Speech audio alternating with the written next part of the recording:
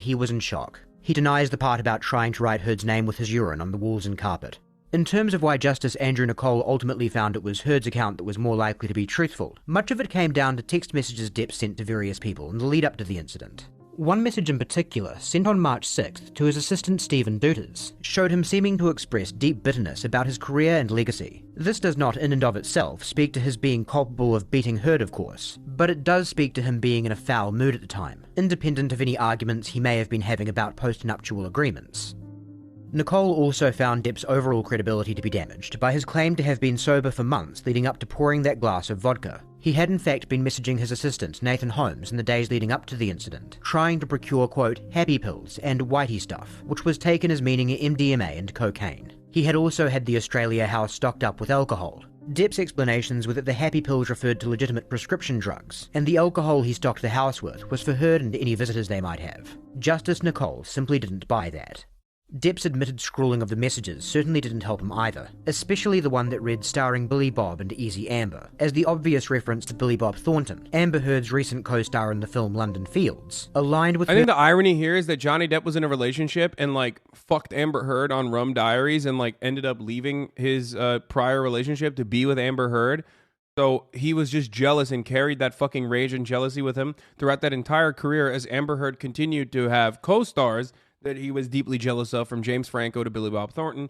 Some people say that they actually did fuck and that she did cheat on him with those people. I know James Franco one is real.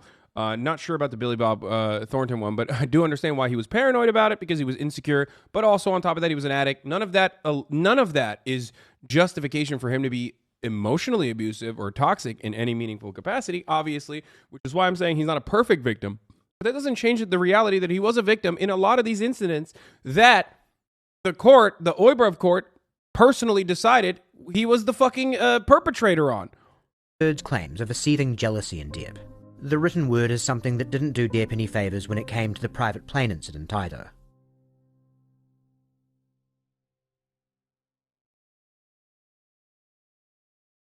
Johnny Depp's version of what happened on the plane flight from Boston to LA is as follows. It was Amber Heard, and Amber Heard alone, who was guilty of abuse on that flight. Is it insecurity if he literally was in the right and she was fucking them? That should be an accurate Lamau. I know, but the difference is like, here's the issue, okay?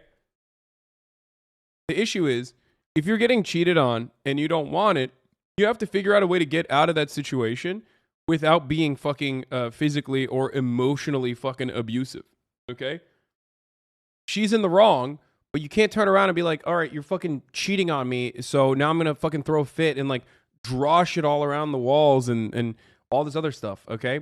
Ultimately, Amber literally would then turn around and Johnny Depp didn't know this 100%, but Amber would, turn around and fucking try to squeeze every little fucking thing that she could and play with his emotions and force him into another altercation, even in moments where he was trying to get away from that said altercation. Draw on wall abuse? No, I'm not talking about the drawing on the walls and shit. I'm talking about like him lashing out and fucking freaking out and screaming at her and accusing her of cheating and all this other shit. It's just not healthy. Had been berating him continuously, and he had been doing his best to not engage in any sort of confrontation. The allegation that he kicked her in the back is a fabrication that he believes she derived from the following episode on the plane. Yeah, I don't believe this part. I don't believe Johnny's lawyers on this part. And Depp reached out his leg with the intention of playfully tapping her on the behind as a sort of reconciliatory gesture. He doesn't believe he was actually able to make contact due to the positioning of the seat, but nevertheless, Heard noticed what he was doing and did not find it amusing, to put it mildly. She reacted with such intense anger that she had to be physically restrained by Jerry Judge and Depp's personal assistant Stephen Duters, which brings us to the first factor that makes this one of our chosen incidents. It has witnesses. Jerry Judge unfortunately passed away in 2019, but Stephen Duters was able to write up a sworn witness statement as well as take the stand for Depp. He affirmed Depp's account entirely. The second factor that makes this one of our chosen incidents, however, is that there are some very curious text messages related to it. And no matter what you ultimately believe happened on that plane, it would be very hard to argue the texts do not, at least at face value, seem to fall very much in line with Heard's account. The morning after the incident, Depp sent Heard a text in which he expressed, quote, shame and regret. He does not make any clear allusions to violence. In fact, he states he does not actually know what happened, and speaks of how he fell victim to his illness and needs to get better for both of them. In Depp's witness statement, he claimed to remember the flight vividly, but his text message paints a picture of a man who was heavily under the influence to the point of blackout. This is the only incident where I do believe Amber Heard's side more than I believe Johnny Depp's side because of these text messages. Just like what Heard described. In fact, contemporaneous messages to Heard from Stephen Dutas himself seem more in line with Heard's account than his testimony. The morning after the incident, he sent her a text saying that while Depp could not remember much, after he was taken through what happened, he was very sorry and didn't want to be a fuck-up anymore. A direct quote from Depp according to Dutas. Again, we should note, no violence is mentioned, but it certainly doesn't sound like a situation where Depp was the wronged party. Heard responded to Dutas, saying that she doubted Depp was truly being made aware of the full severity of what he had done. Dutas' response here was particularly damning. Quote, when I told him he kicked you, he cried. It was disgusting, and he knows it. Why would anybody say that if that wasn't real, by the way? Come on. This is why I'm saying that, like, I believe this incident on Amber's side. The explanation that was offered for all of this by Johnny Depp and Stephen Dutas was that Depp was merely trying to placate Heard and had instructed Dutas to do the same. Justice Nicole did not buy this, especially in light of yet more text messages Depp sent to people he had no reason to placate. In a message to actor Paul Bettany sent on the 30th of May, Depp described himself on the flight as being, quote, an angry aggro engine in a fucking blackout, screaming obscenities and insulting any fuck who gets near. One text Depp offered to counterweigh all of this was a message he sent to his sister on May 27th, in which he expresses frustration toward Heard and insinuates his only wrongdoing on the plane was breaking his sobriety. Perhaps it's evidence that the other professions of serious wrongdoing were just humouring Heard. But unfortunately for Depp, it can just as plausibly be read as self-pity for being put in the dog box, and doesn't go a long way toward explaining the text he sent to Bettany days later.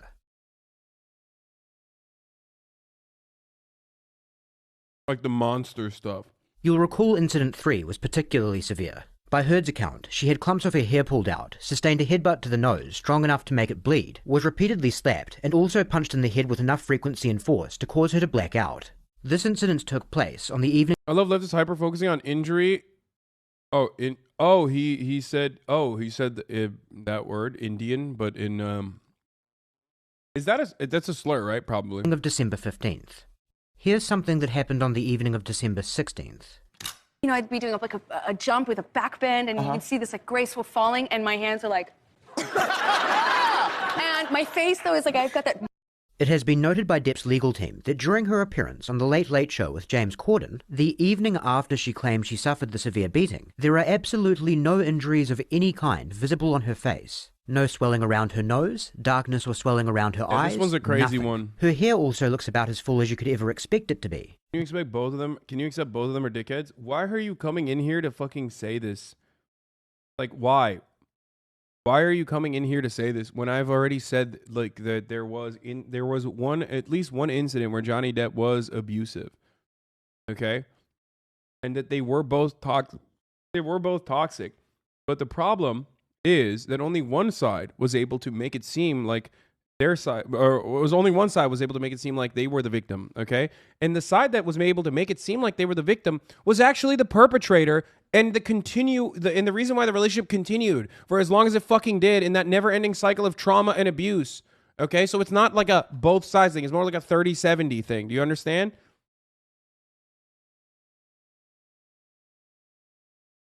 Like, I hate that. I hate it so much because you're like, oh, dude, well, he was fucked up. He did a fucked up thing, dude. Okay, well, then he deserves to be tortured for fucking 8 years when he's like trying to literally separate from this person or trying to fucking put distance between him and her. And then she, like, admittedly, according to the marriage counselor, the relationship counselor that gave a fucking testimony, okay, she would like get physical with him to keep him around, to keep him fucking going. And I know exactly what that's like.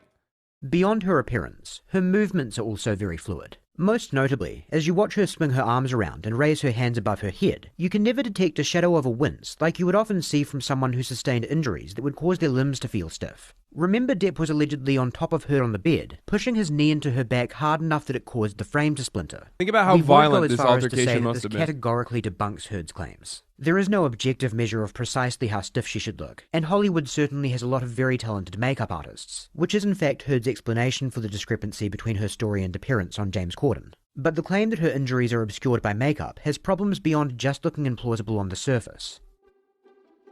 A woman named Samantha McMillan, who worked as a stylist for both Depp and Heard at the time, made a sworn statement attesting that throughout the day on the 16th, she was able to see Heard in a good light, at close range, wearing no makeup, and could see clearly that Heard did not have any visible marks, bruises, cuts, or injuries to her face or any other part of her body. Stop. A man named Kevin Murphy, who worked as Depp's estate manager at the time of the incident, also had occasion to see Heard up close on the 16th. In his sworn statement, Murphy wrote that when he arrived at the LA penthouse that day, Heard called him into the master bedroom, where he found her sitting at the edge of the bed crying. She told Murphy about her assault, but his first instinct was suspicion rather than concern. Standing roughly 4 feet away, he observed no marks, bruises, cuts, redness, or swelling to Miss Heard's face, or areas on her scalp where hair appeared to have been torn out. Just like Samantha McMillan, Kevin Murphy did not find Heard to be wearing any makeup.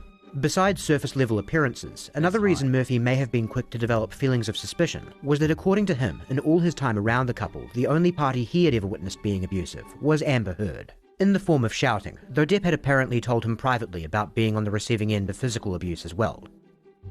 Another witness to Heard's lack of injuries was a nurse by the name of Erin Boerum. Boerum is particularly interesting, as she wrote notes detailing her observations at the time. Boerum was also not only a nurse, but a friend of Heard's by Heard's own account. She visited Heard at her home on the 17th to deliver medications. Her notes do state that she observed Heard to be actively bleeding from her lower lip. Depp and his team claim this would have been the result of a bad habit Heard had of actively chewing and picking at her chronically chapped lips. We can't say whether the cause of the cut the blood was emanating from was that or an act of violence, but it should be noted that any cut from December 15th would not be actively bleeding 48 hours later unless the scab was reopened somehow. What's much more important though is what Nurse Boerum did not observe. Her notes from the visit state that after Heard told her Depp had torn out clumps of her hair and bruised her scalp in the process, she inspected Heard's scalp but could not see any such hematomas. The only other observations she made about Heard's appearance were that she looked disheveled with unbrushed hair and appeared weepy with sad and slouched posture. When this was put to Heard on the stand, not only did she remain firm, the description she gave of her injuries was if anything more severe than what she described in her witness statement. She asserted that at the time of her encounter with Nurse Boerum, she had, quote, 2 black eyes, a broken nose and a broken lip, bruised ribs, bruises all over her body. It's in this incident where this video contains a rather striking amount of bias begins to become apparent in Justice Nicole's ruling. He essentially just writes off Samantha McMillan as being wrong about Heard not being in makeup at the time she observed this part is fucking insane, dude. No bruises, and accepts Heard's claim that she was wearing makeup on the basis that her friend Raquel Pennington attested that she saw bruises on Heard, and that Heard's makeup artist, Melanie Iglesias, made a declaration affirming that she did in fact apply makeup to Heard to cover the injuries. He seems to ignore Kevin Murphy's witness statement entirely and without explanation, though elsewhere in his judgment he does cite Murphy expressing strong loyalty to Depp in messages between the two. Taking loyalties into account. In a situation where it's like he said, she said, and then both parties witnesses, in this circumstance, there was one fucking party that was literally a professional a medical expert that wasn't like offering professional medical expertise in that circumstance, but like insane to just like avoid the testimony of the fucking nurse. So someone did see the bruises.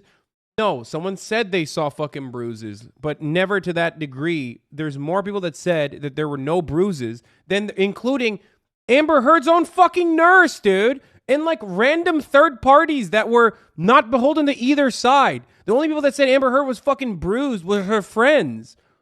When weighing up dueling witness statements is no doubt valid, but he never seems to apply the same scrutiny to Pennington and Iglesias. Like the nurse was literally Amber Heard's friend. Why would she fucking lie about that? Whose personal and professional interests are very much aligned with standing in good favour with Amber Heard. Which brings us to Nurse Erin Boerum. Boerum did not have any particular allegiance to Depp, and in fact seemed to have more of a personal friendship with Heard. In Justice Nicole's ruling, he reasons that because Boerum was just dropping off medications on the way to see another patient, it would not have been remarkable for her to miss all of Heard's injuries sans the broken lip, as she did not have time to perform a, quote, clinical examination. Just to make sure there's no confusion on this matter, what Justice Nicole is saying here is that it is, in his opinion, more likely than not that a trained nurse did not notice patches of bare scalp, a busted nose, and 2 black eyes on account of being in a bit of a hurry. There are some pieces of evidence that support Heard, however. I love to take medical notes when I'm quickly in and out of my friend's house. Like, I love to take notes on what kind of injury that someone, a friend and also a patient has sustained, okay? When I'm just going in and out and totally failing to fucking see what kind of injuries they sustained, I guess. That shit's crazy, okay? Bro, there is no point in time where someone has 2 fucking black eyes and you go, oh, I guess I must have missed that. That in and of itself is just enough of an indication, an indictment, if you will, to recognize how fucking idiotic this judge was in this court case. Most notably, a covert recording she made of an argument she and Depp were having sometime after the incident, wherein Depp seems... Why do you keep noting that she didn't appear to be wearing makeup? You can't tell that shit. What do you mean you can't tell that shit? You think makeup artists can't tell when someone is wearing makeup or not? You think fucking women can't tell when other women are wearing makeup or not? Like, these aren't like fucking weirdo incels whose only experience with women is their mom, okay? Like, come on, dude. ...just to verbally acknowledge the headbutt. You can throw a punch, screaming, it's okay. You can headbutt somebody screaming, but don't scream. Huh? I headbutted you on the Couldn't believe you did that. forehead. You, That doesn't break a nose. This part. The explanation Depp gave for this on the stand was essentially that he misspoke. His version of events is that as Heard was punching and hitting him from behind, he swirled around to grab her arms and restrain them. In the course of doing so, both of their foreheads clashed. It's his contention that that's what's being referred to in the recording. So when Heard says, you can headbutt somebody screaming, but don't scream. he adopts her language. I headbutted you on the forehead. That doesn't break a nose. What he's apparently meaning to convey is that while he inadvertently clashed foreheads with her, the impact that took place was not severe enough to cause the injuries she was claiming. For what it's worth, Depp admits scrawling the message on the counter. That's a way better reference than what I had originally. Like, I said Zinedine Zidane, but headbutting bitches like Tanjiro is better than that. Straight up. Yeah, that's what he was doing. He was just doing a fucking Tanjiro move. Whether or not you think the man is a wife-beater, it seems well established at this point that writing messages on household items is an outlet for some kind of release for Johnny Depp. That part is true.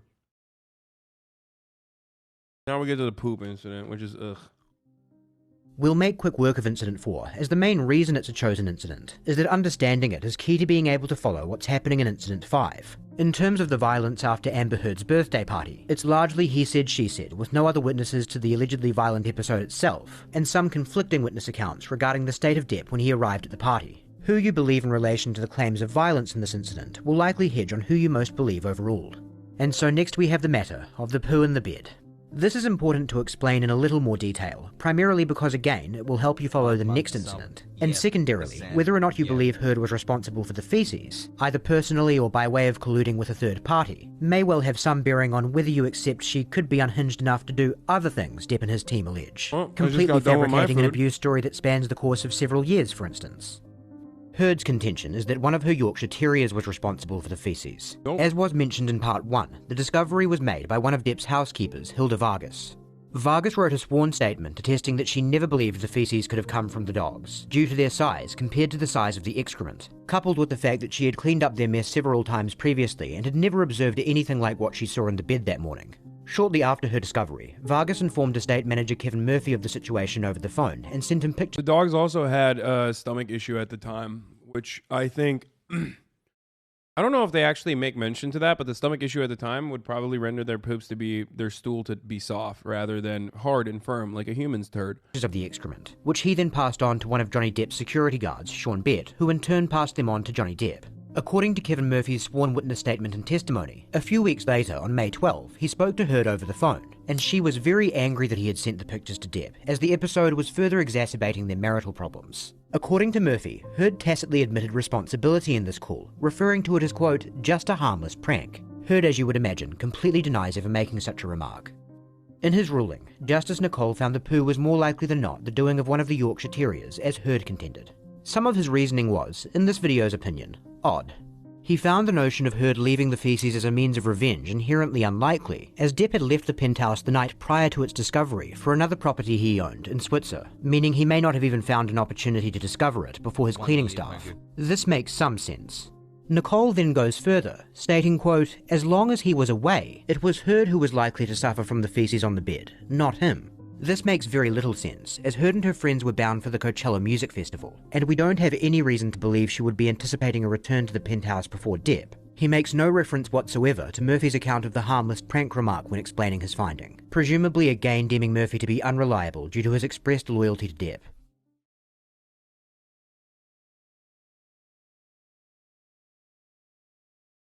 Incident 5 is a particularly tricky one to unpack. There are conflicting witnesses with respect. I wonder if we will never find out. That's the worst part about it, is that like so many people are just like straight up, no, Amber Heard did it. And I think she's the most likely facilitator of the poop in the bed. But we will just never know the full truth. You know what I mean? They should make lying illegal. I agree. Is this really a question? Yes, I would like to know who did the poopy on the bed. Respective loyalties to Depp and Heard, and an awful lot of details are in dispute. So it's probably easiest to begin with what's agreed upon. Depp and Heard were in their penthouse on the evening of May 21st, for the purpose of discussing their relationship and the prospect of its dissolution. An argument did take place concerning the feces found on the bed. Heard was adamant that she was not responsible, and at one point she called Kevin Murphy, put him on speaker, and asked him to retract his account of her referring to it as a harmless prank. Depp claims that when Murphy refused, Heard began screaming down the phone at him, calling him a liar. Regardless of how aggressively she made her feelings known, both parties certainly agree Heard expressed that she did not regard his account as truthful. The next person on the phone was Heard's friend Io Tillett Wright, who was told he was suspected by Depp as having been responsible for the actual act of defecation. Wright did laugh or otherwise treat the subject with a derisive attitude, which Heard claims caused Depp to fly into a rage. Again, regardless of how aggressively he made his feelings known, both parties agree that Depp expressed his displeasure at Wright's attitude toward the matter. It's at this point, where there is very little about what transpired and how, that is not in contention.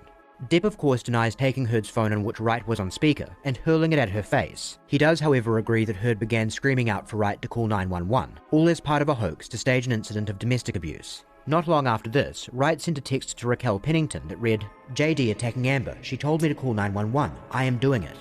Not long after this, Pennington is in the penthouse. Depp denies there was a physical scuffle of any kind with her. He also again denies laying hands on Heard, but does not dispute that she began screaming out for him to stop hitting her. This, he submits, was for the purpose of furthering the hoax, and her cries did prompt Depp's security personnel, Sean Bett and Jerry Judge, to run inside. When they arrived, however, Depp claims Heard was still 20 feet away from him, sitting on a couch, and when she noticed them, she quickly switched to the past tense, saying Depp would never hit her again.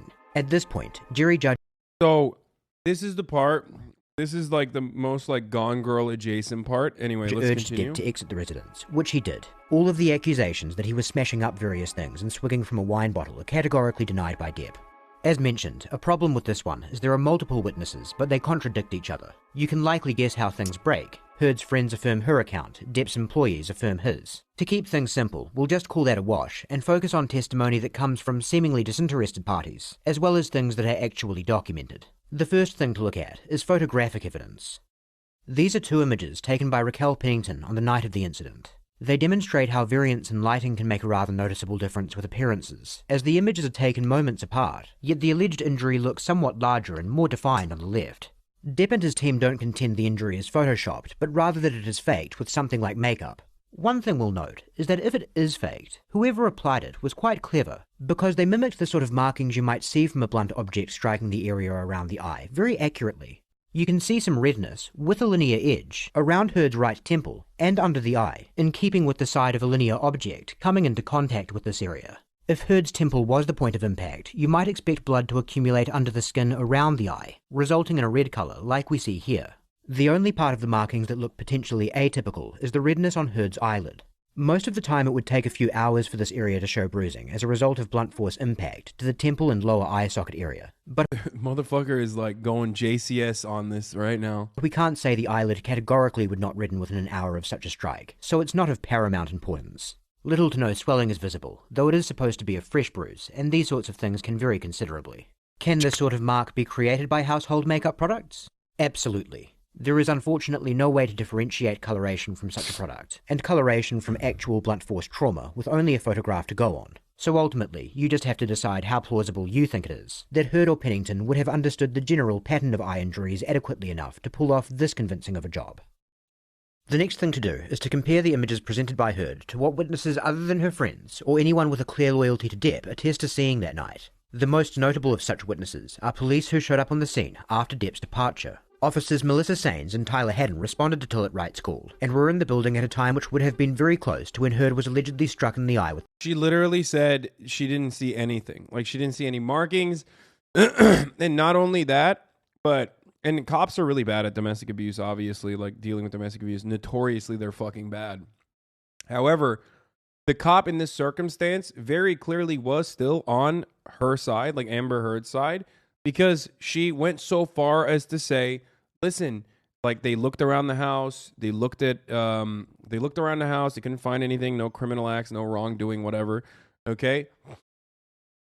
What are you talking about? Cops are notoriously great at cops are notoriously great at domestic abuse, like doing it, and they're very bad at analyzing it and accurately stopping it from happening when they arrive on scene. If anything, they come in and join in on the fun, I guess, right? But the point I'm trying to make here is that the cop in this specific instance, and I'm no friend, okay? I am a foe to the cops. However, in this circumstance, the cop also offered, after doing a search, said that there was nothing out of the ordinary, that her face had no bruises, no visible bruises whatsoever. This is a visible bruise. 100% a cop would notice that. But straight up, the cop said even that he left her card with her, with Amber. That's why players don't make good coaches? Oh my God. What the fuck is wrong with you, dude? Cops, very good at domestic abuse, very bad at stopping it and analyzing it. Okay. Yeah, when a cop says they're a domestic abuse expert, you know what they mean, okay? Yeah, there was a woman cop too. No, that's what I'm talking about, the woman cop. Still a cop. If the cop was not fucking like interested at all and thought like, oh yeah, women are liars, what a lying bitch Amber is, or whatever the fuck, right? She wouldn't have also been like, here's my card, you know, if anything else, like if you change your mind, please go ahead and like let me know. You know what I mean? Like she wouldn't have done all that, which she did. The phone. Both officers were trained in handling and investigating domestic violence calls. They both got a close look at Heard, and both... Dude, this is the most New Zealand approach, like handling... they trained in handling domestic abuse and domestic violence cases. Yeah, that doesn't mean anything, for the record, okay? I'm just going to point that out. The cops being trained doesn't necessarily really mean they're trained. It's like...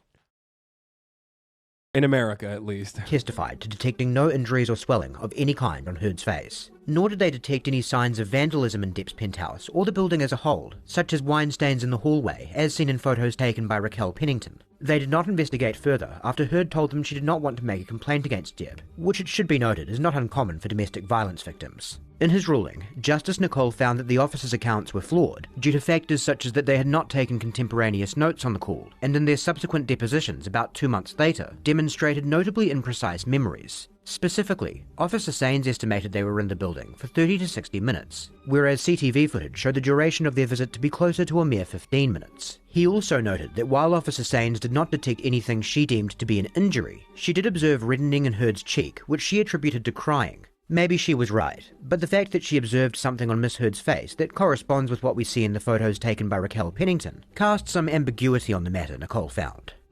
There's another piece of evidence from the night of Incident 5 that unfortunately did not come out until 2021, well after the conclusion of the London trial. Body cam footage from 2 other officers. To be fair, by the way, if your partner for 20 years, you're going to know what a bruise looks like. To be fair, that is out of the 2, I would say. That's the only other instance where, like, I think that even if exaggerated, there could have been physical altercation, that like physical violence from Johnny Depp to Amber Heard. Out of all of the incidents, that is one of the circumstances where, like, I don't know if it was fucking reactive. I don't know if it was not reactive, if he was the instigator. But That and the private jet incident are the two incidents where Johnny Depp is not immediately the victim, okay? I will say that.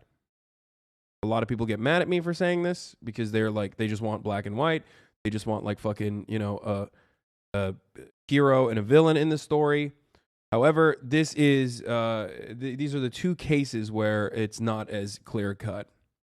That arrived on scene at 10:28 p.m. that same evening, an hour and 8 minutes after the first two officers left. Heard and her friends had not been expecting them. The reason for their visit is that two separate 911 calls, one from Io Tillit Wright and one from an anonymous woman in Amber the is an building. abuser? Stop. Wait, what the fuck do you mean? I've maintained that position since I got a better understanding of of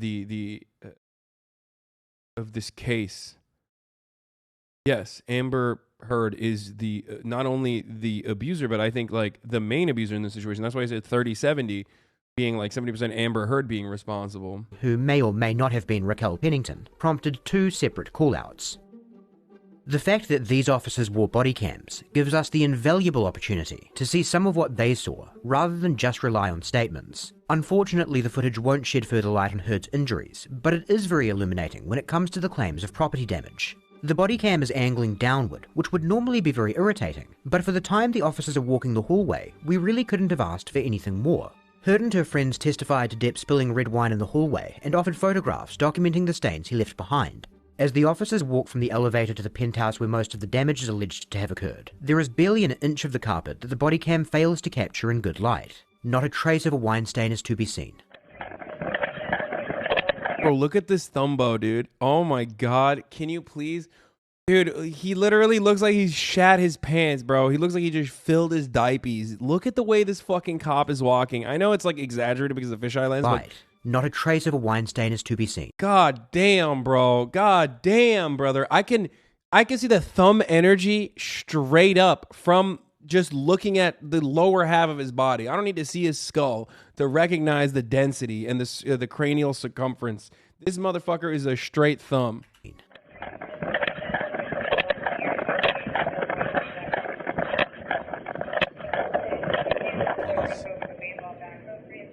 Before Raquel Pennington's husband Josh Drew opens the door, the body-cammed officer even turns around to the one unscanned corner, as if he was specifically tasked to offer as much clarity on this matter as possible for our benefit.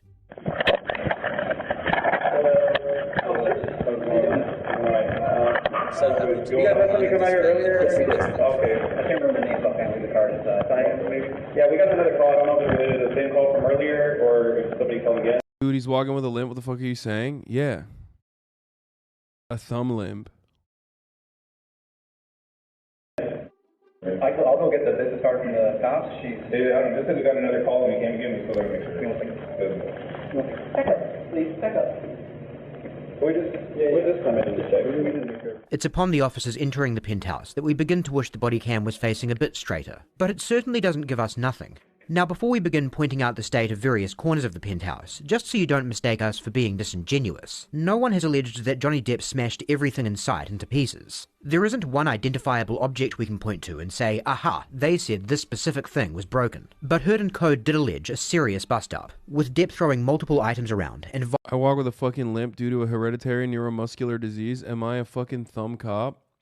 I don't know. Walk past a dog. Have you ever felt the urge to pull out a phantom gun and shoot it immediately? Do you beat your partner? Are you 4 times more likely to beat your partner than the average American citizen? A black person, do you immediately get filled with rage, no matter what your own personal background is? How do you feel about donuts? Typical chatter making everything about them? Oh no, 100%. I mean, I think that guy was just joking though. I don't think that guy was being like super serious. Sometimes chatters do that. Is your skull the shape of a thumb? Yeah. How dense is your skull? To be fair, I do love donuts too.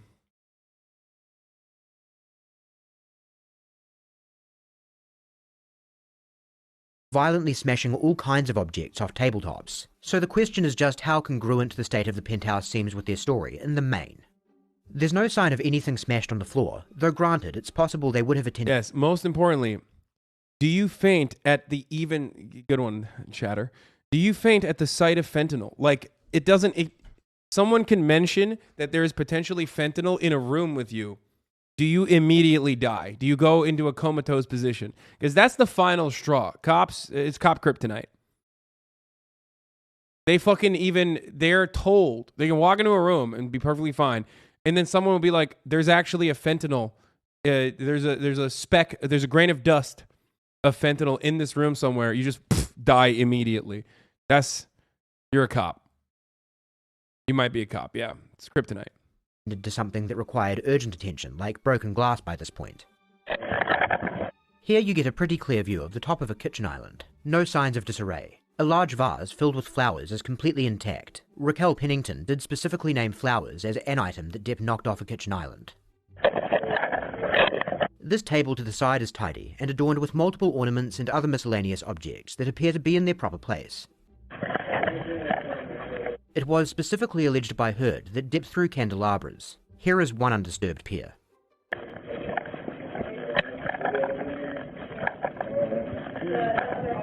Here's another island that you never get a full... Yeah, that's Amber's turd dog, by the way. Just remember that. I don't like rules. Thank you for the 10 gifted subs. It's not a rule to gift a sub, but a rule is at the top of the hour, I will serve you an ad. A 60-second ad, that is. And if you no longer want to see those ads, well, then maybe you can get lucky and get gifted one of the 10 subs. That, I don't like rules, just gifted to you or from others if you're lucky. But if you're not lucky, you make your own luck by subscribing for $5 or for free with a Twitch Prime. Just like Seaman Assassin 420 just did. By connecting your Amazon Prime account to your Twitch account, you get one free Prime subscription a month. You can use that on your favorite streamer. Hopefully, I am your favorite streamer. I don't like rules. With another 20, I eat sand nom nom nom with a 5. Luxa Lux 9 with another 5. Thank you. Here's the 1 minute ad break now, ladies and gentlemen, boys, girls, and MBs. Okay, nom nom nom. Kamana with another 10 gifted subs. All shot off in one frame, but it has glass bottles. Sam and the various Saracen other with objects another sitting 5 neatly atop gifted it. subs. Thank you.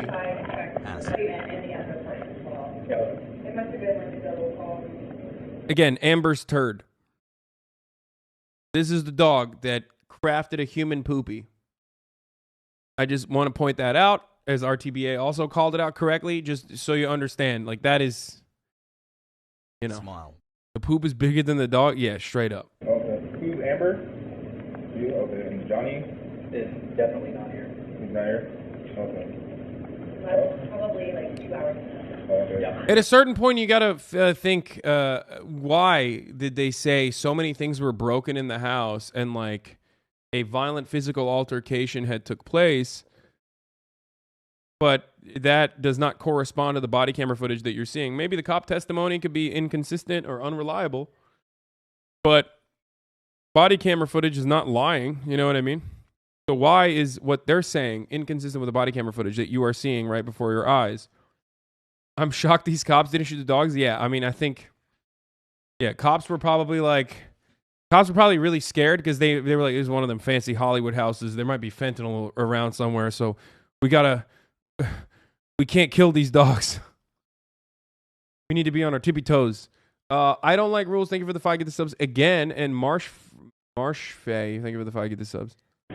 Unfortunately, the officers won't go any deeper into the apartment from here, but we challenge you to spot any area that is visible and could be called anything less than tidy. Both officers have stated they noted no damage of any kind anywhere in the penthouse or I don't building. like rules. We won't What's say it going would on? I don't like rules. Did your fucking finger get stuck on the gift sub button? What the fuck is going on, dude? My man is showering. We haven't had a fucking gift streak like this in a have while. been impossible for the group to do a thorough cleanup of the damage described before the body cam footage was recorded. But to do that in just a little over an hour would have required them to focus just about all of their attention on the task almost straight away. For what it's worth, in Heard's witness statement, she claims that they had, quote, cleaned up by the time the second officers arrived. Josh Drew states that they cleaned up broken glass on the kitchen floor so the dogs wouldn't get hurt, but left other things like books that were strewn about as they were. Pennington's statement mentions nothing about any cleanup. Thank you, Timothy Champagne, a small taco, and I eat sand nom nom nom for the 10 gifted subs.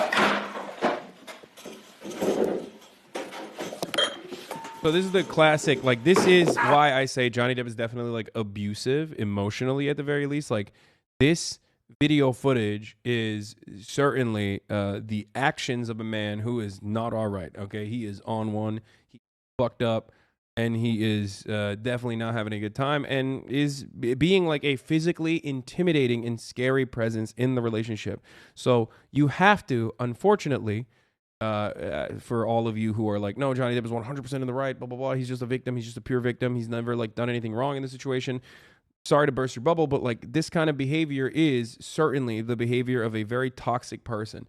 Perhaps it's a toxic person that recognizes their toxicity and trying to get out of that relationship and is like now being fucking attacked to stay in the relationship itself. But ultimately, this is definitely... his mom died shortly before this. I don't know if that's true. I think this was filmed before. He said it was right after his mom died. But again, you know,